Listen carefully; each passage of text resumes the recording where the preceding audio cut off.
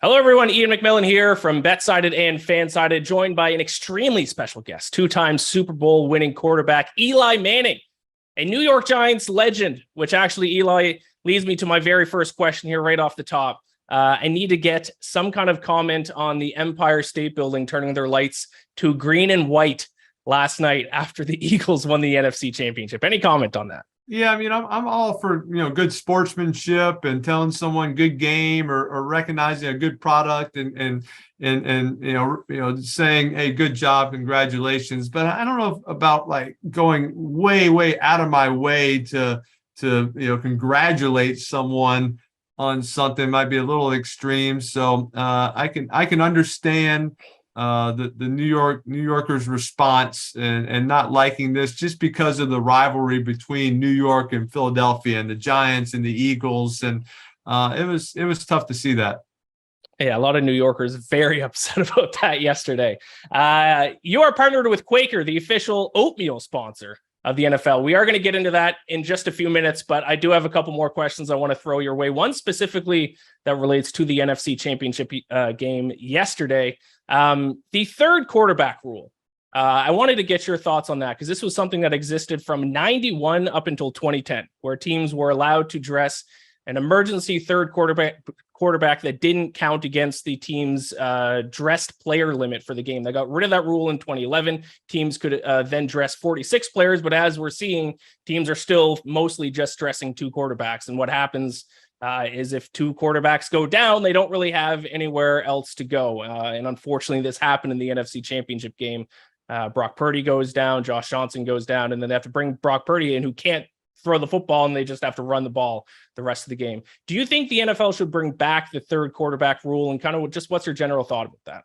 Yeah, I mean, obviously it's a tough situation. You never assume, that you're going to lose two quarterbacks in a game. Like it does not happen very often. It's unfortunate that it happens in a championship game, but it's not a bad idea just to pursue, just so you have this quarterback who can still throw it, can somewhat run the offense, can give you a chance just to come in. So you just don't have another option, and you have to play a quarterback who's hurt and cannot throw it is not a good situation. So I think it's something to look at, just to have that third quarterback that doesn't count against the 46 guys or the 53-man roster, so you can have them on there and just prepared to play in case of that scenario. Yeah, I don't know if you're a hockey guy at all, Eli, but in the NHL, they have an emergency backup goaltender at each arena that can play for either team. Don't think that would work with a quarterback, though. I think quarterbacks got to know the playbook. But I think they should re-implement that rule, especially in an NFC Championship game. Hate to see that happen. Exactly. I do need your pick for the Super Bowl. Now, I am a betting man, Eli. The Eagles, if you didn't know, 2.5-point favorites in the Super Bowl over the Chiefs is where the betting line is as of right now. So not only do I want your pick to win, but let's talk about the spread. Can the Eagles cover that spread? And I'm going to ask you to try to take your New York Giants bias out of the equation. What's your pick for the Super Bowl? It's hard to take the bias out of there. That's why I was really bad at fantasy football my first couple years, just because I'd pick guys that I like and players and New York Giants players, and that's not how it should be done. But yeah, it's just, I think, I got a lot of respect for both teams. I think it's the two best teams in the NFL right now playing in this game. The Eagles have been good all year long. They look great these last 2 weeks and through the season. They're running the football well. Their defense is just, destroying people. And so they're playing great football. I think Kansas City, obviously with Mahomes, I think is special. He gives the team so much confidence that they're going to find a way. Andy Reid, so creative, has such a great track record of being successful and has won championships. Steve Spagnuolo, the defensive coordinator, have won championships with him. So I think the fact that they've been in this situation and played in these big games before does give them a better chance of winning them. So I guess if I had to pick a team, I'm going with the Chiefs.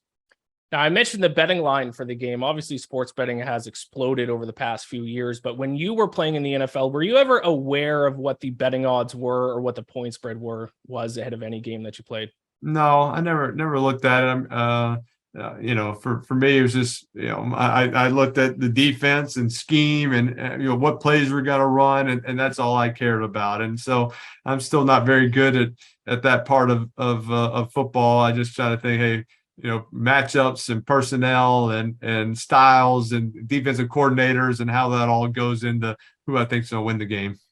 Now, with that being said, maybe I'm curious if you ever looked back. Obviously, your first Super Bowl win over the undefeated Patriots. Are you aware what the point spread was in that game? Do you know how just big of an underdog you guys 12. were? Was it 12? I think I have heard that since that it was maybe one of the bigger spreads in a game. So which makes it, I guess, a big upset, right? Yeah, around 12 and a half points. Underdogs in the second Super Bowl win only 2.5 points. So it was a spread for the second Super Bowl win. But yeah, 12 and a half points was around the point spread for the Super Bowl win. What are your general thoughts on the Giants heading into next year? Obviously, a very successful season this year.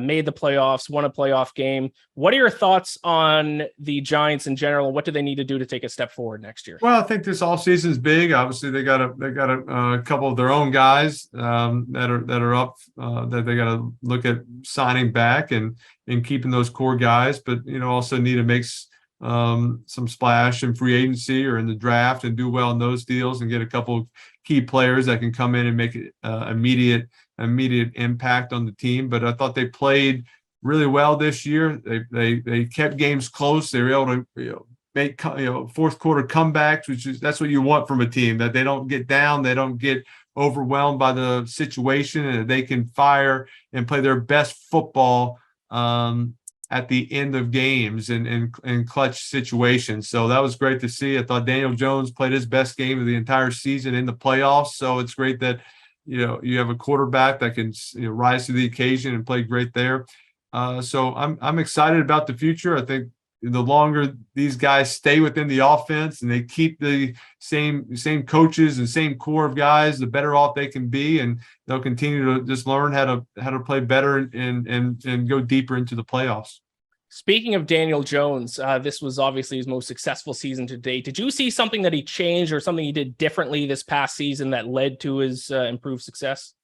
Well, I mean, I just saw the play, and I thought he just played really smart, protected the football when taking sacks, when running, made great decisions. They did a good job of scheming stuff, giving him outside, his ability to run with the football and make reads and get outside him. And a couple of games he was the leading rusher, and so just the ability to just move him around and be really creative with the offense to get guys open was fun to watch. And so I think he'll continue to grow, and as he gets more comfortable with this offense, he has a full off season to work with receivers and work on some fine tuning of things, of plays that they know they're going to run, to get even better at them, and just making better decisions on certain situations where, hey, this play doesn't have a chance to be success. Where's my check down? How can I get 3 or 4 yards instead of taking a sack or throwing it away? So it's all about just playing that much faster on a couple things, which he'll grow and get better at that the more comfortable he just continues to get within the offense.